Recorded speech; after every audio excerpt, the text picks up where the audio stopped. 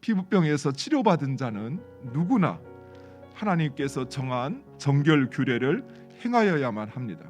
가난한 자나 부한 자나 누구나 번제와 소제와 그리고 화목제, 속죄제와 속건제를 드려야 했습니다. 왜냐하면 가난한 자든 부한 자든 정결하지 않고는 결코 하나님 앞에 나아갈 수 없기 때문입니다. 그러나 이런 정결 규례를 위한 제물은 상당하였습니다.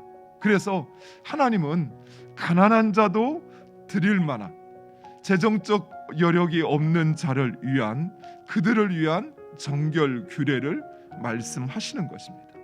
이것은 율법의 근본 정신이 바로 자비의 정신임을 우리에게 말씀하고 있습니다.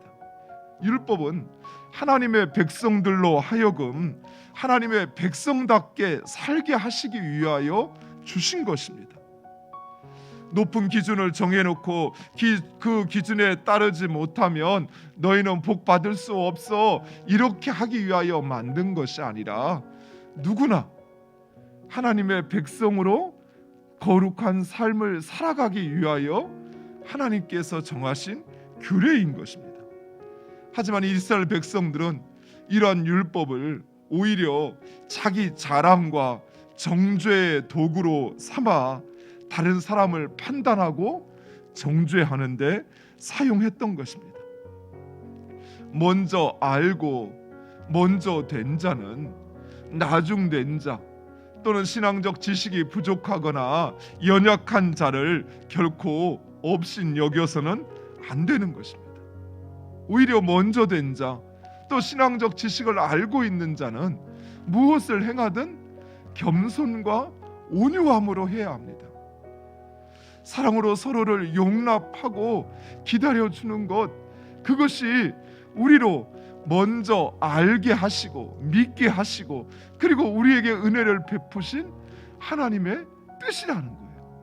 우리는 하나님과 그리고 하나님에 대한 지식을 알게 하시고 경험하게 하시고 또 우리에게 은혜를 베푸신 그 하나님의 뜻, 우리가 서로를 용납하고 용서하고 사랑하라고 하신 그 하나님의 뜻에 순종해야 할 것입니다. 그런데 가난하다고 해도 속건 제물만큼은 어린 양으로 드려야 하였습니다. 속건 제물은 피부병으로 말미암아 이스라엘 공동체에서 버림받았던 그 사람이 이제 다시 하나님의 백성이 되고 하나님의 소유가 되었음을 인정하는 것입니다.